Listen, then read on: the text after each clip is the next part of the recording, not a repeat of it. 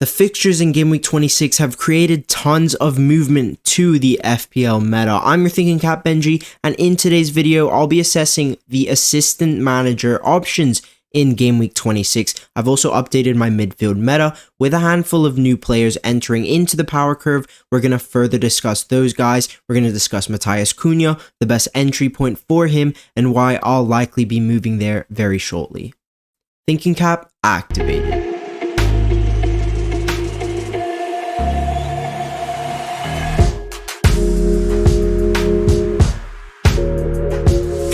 So for those of us who activated the assistant manager chip back in Game Week 24, this will be the final week where we'll be able to utilize the Ass Man in FPL. So I've gone and grabbed this wonderful graphic from Rob TFPL on Twitter. I'd highly recommend you guys checking out some of his stuff if you use Twitter. It's extremely useful, Rob TFPL, but in particular, this graphic, he's collected all of the AM options in 26 with the managers offering table bonus, highlighted in orange. I guess the first big question involves whether you should even use one of those precious free transfers to move off of your current manager into a better looking one in 26. Now, what's best for each individual team is different. If you're sitting there with 2 or 3 or 4 significant injuries, then I wouldn't make that move. I actually don't think taking a hit for any AM is actually worth it. It does depend, obviously, where you move to, who you want to move to, because let's say you're planning to go for a safer AM.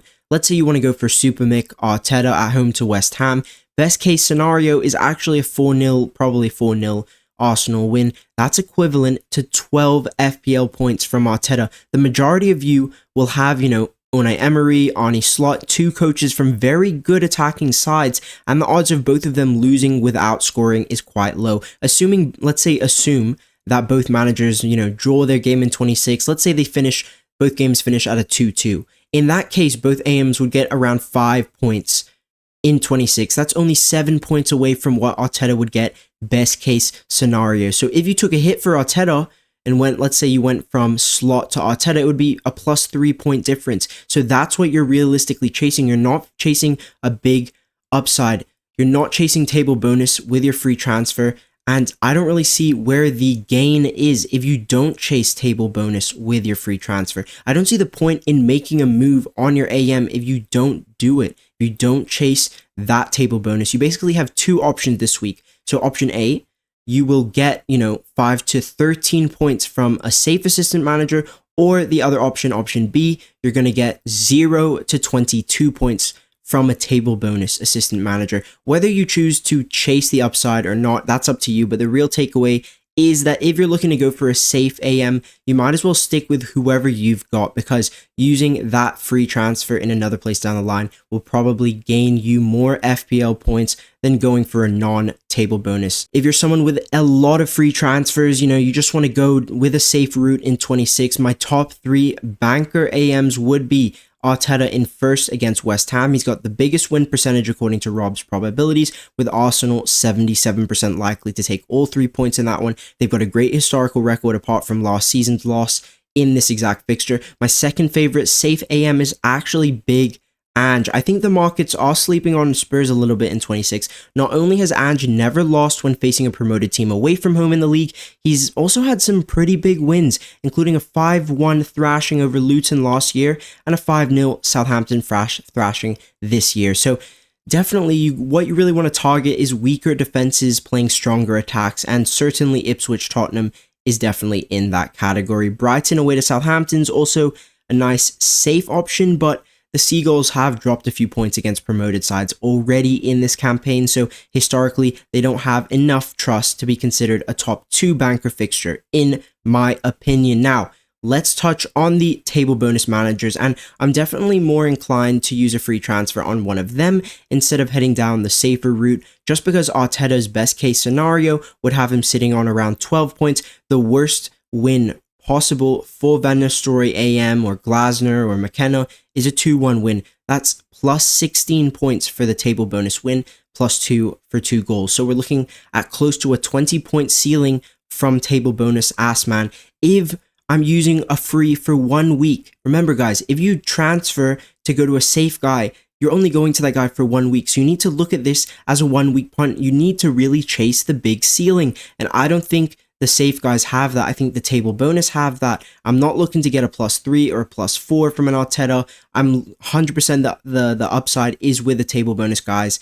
But honestly, I would agree that none of them really do stand out. Currently, Van Nistelrooy is my favorite option. It's a home fixture against the weakest defense on offer for all of the table bonus options, and because Brentford don't have the best historical record against promoted teams away, I do think there's a genuine chance for Ruud to pick up a massive win. 3 points for Leicester would move them out of the relegation zone above both Ipswich and Wolves on the Friday, which is a massive mental boost, as both of the other two play later in the weekend. So having the 3 points in the bag would be a massive, massive, massive positive for Leicester. It's a Friday night kickoff under the lights at King Power Stadium, so there's a few good positives there. And firstly, Wilfred Ndidi is back from injury, which is a very, very big green flag. He's been very sorely missed. If you look at the 2 positive results Ruud got when he first came into Leicester, both games he had Ndidi starting, and as soon as Ndidi got injured, Leicester's shocking run of form came.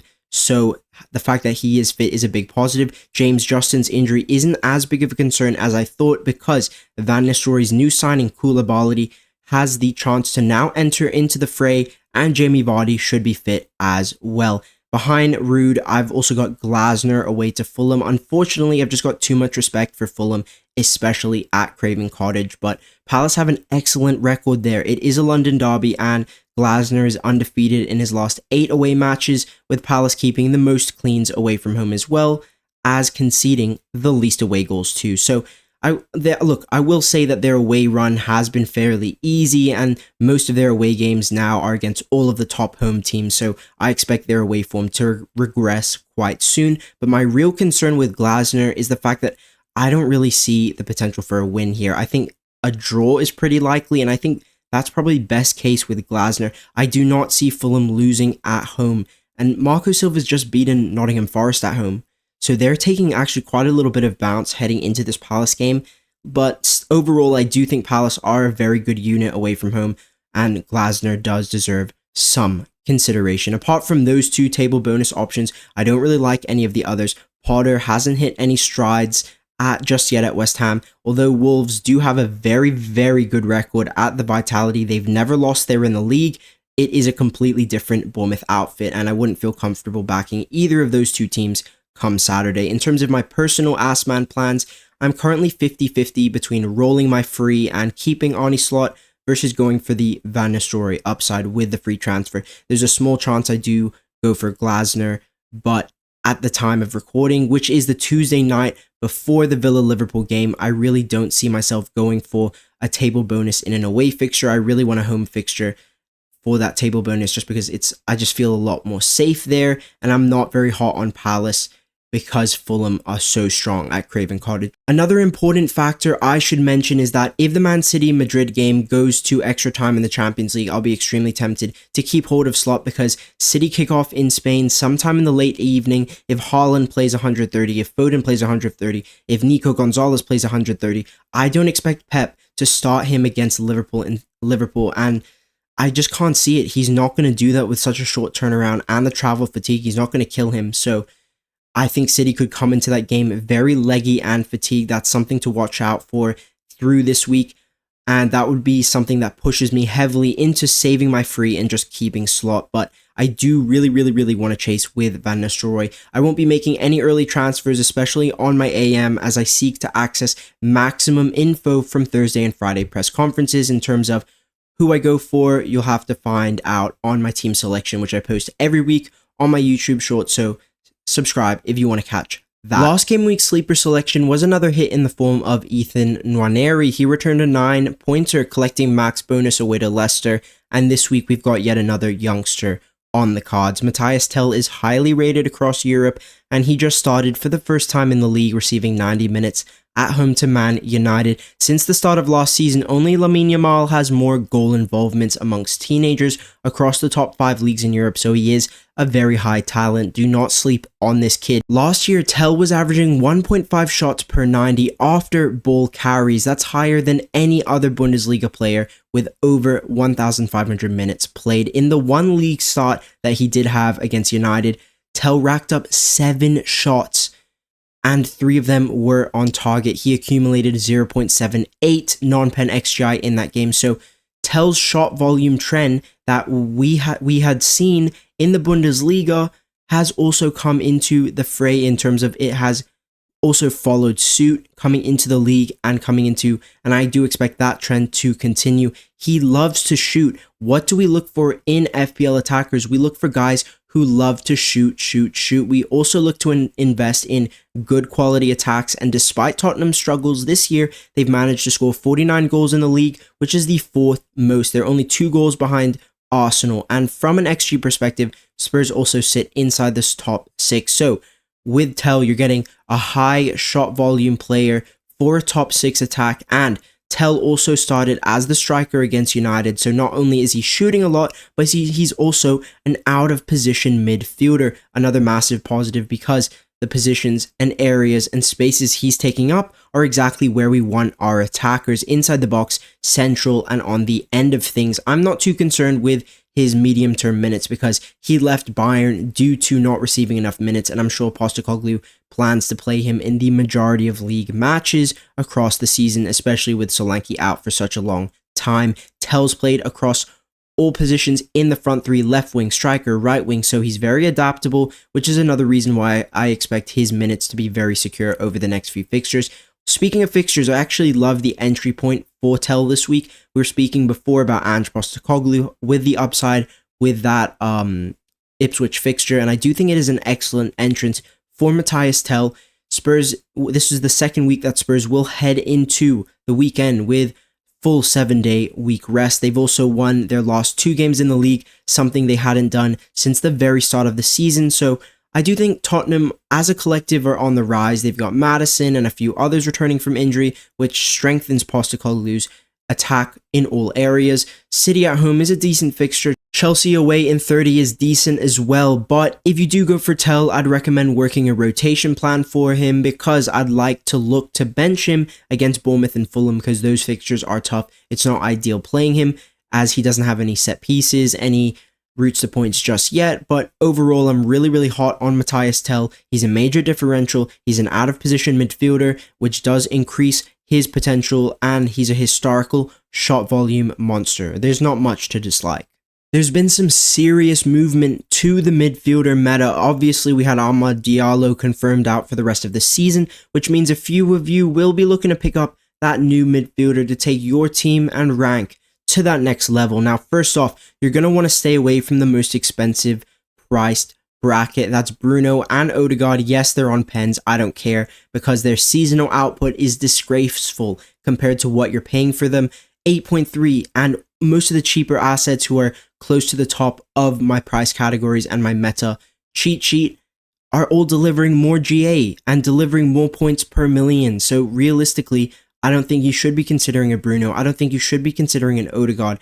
The top prospects in all of the other lower price ranges are destroying both of them based off value, points, so right off the bat, ignore those two. Mbeumo, I'm sure a lot of you already own. I think if you want to get him this week for Leicester away, that's fine, but I still prefer Kluivert if you don't own him already at a cheaper price, because Brentford's long-term fixtures are not very good. They turn sharply in Game Week 29 where they play Bournemouth away. I think they've got Newcastle away and Arsenal away in that next run after 29, so Mbeumo is quite a short-term guy if you're moving there this week, but still, he's top of the power curve until Brentford fixtures have officially turned.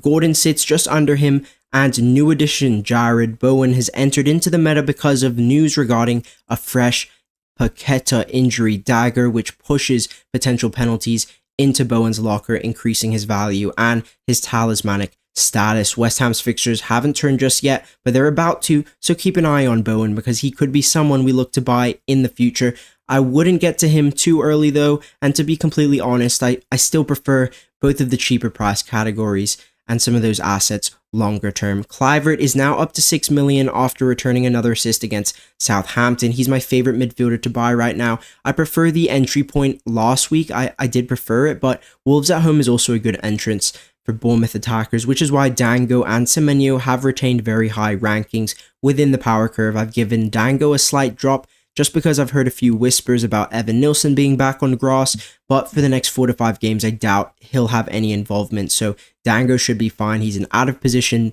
midfielder playing up front for Bournemouth. Excellent data, excellent underlyings, and I do get the appeal. But for me, Semenyo's long-term minutes are excellent. He's actually having more big chance involvement recently, and considering Bournemouth have a very, very strong chance to double in game week 33, I really don't want to sacrifice on minutes in that spot, because if you have the chance of picking a player for the Bournemouth double, you're going to want 180 minutes of Semenyo rather than, let's say, 140 of Dango. So I kind of look at it that way. I prefer recommending the more robust and secure asset long term, so you're not sprung with any surprises. You're welcome, guys. Nwaneri is right at the top of the power curve. As you know, he was the sleeper pick for last week, and he is straight into the power curve. I was going to add Mikel Merino, but I need to see 1 or 2 more starts in at striker to confirm that out of position value increase. I'm very high on Nwaneri because not only are his minutes now nailed with Arteta's injury front, but he's also taking some share of Arsenal's corners, and we already know how potent those corners can be. For 4.5 mil, you're getting decent set piece share, you're getting access into a top 4 attack with decent fixtures, medium term, and you're getting great medium term minutes. So if you are in the market, there's so much to like with Ethan. I would strongly consider him, and if you don't have Justin Kluivert, I would probably have him above Ethan Nwaneri. Matheus Cunha is one of the best forwards in the entire game this season. He's currently on, I think, 130, 135 points, which is the 4th most across all strikers this season. He just scored at Anfield, which, by the way, is the toughest fixture for any team this campaign, but we're not focusing on him because of that goal. If you look at Wolves' fixtures, not only do they turn really quickly, but they've got arguably the best fixture in 29 in Southampton away, and they also have West Ham and Ipswich in 30 and 31. It's just a really, really, really great fixture run for them. It's really great. Whether you're using your free hit in 29 or not, I still think Cunha is genuinely good for all strategies because he plays in 29, he has good fixtures before and after the blank week, and he allows you the flexibility of pushing your wildcard later because Wolves' fixtures are good for perma play. I really, really love Cunha as a pick. He was a sleeper pick all the way back in game week 10 or 11. He's averaging the highest baseline in the bonus system out of all forwards in the game because he creates chances. He plays a little deeper, so he's hitting passing tiers. He's hitting the chances created tiers. He's winning a lot of fouls. He's on all set pieces. You're getting a full package in one player. You're getting basically all of that Wolves attack in one player. Pens, set pieces, corners, free kicks, everything. He's an all-in-one package. And in terms of entry point, I'm probably going to wait one or two more weeks because Bournemouth away is a very difficult fixture. Although Cunha did score there previously, Iraola's home record at the Vitality doesn't make Cunha entry this week look all that appealing. I do think 27-28 look much, much better in terms of jumping on him. But still, I think even if you needed to wait until 29, that's not a bad strategy because if you're planning to get Cunha for the 29 blank, you want to leave that decision as late as possible. Why? Because those players that you get in now, if they get injured, you've basically wasted a transfer. So the more you delay, and just get to 29 and have the transfers there and be a few days away and make a massive amount of moves in 29, I think that is a better strategy, and that is what I'm planning to do for Matheus Cunha's entry point. If you enjoyed this one, then consider dropping a like. If you want to stick around, then hit subscribe, and I'll speak to you in best captain. Peace.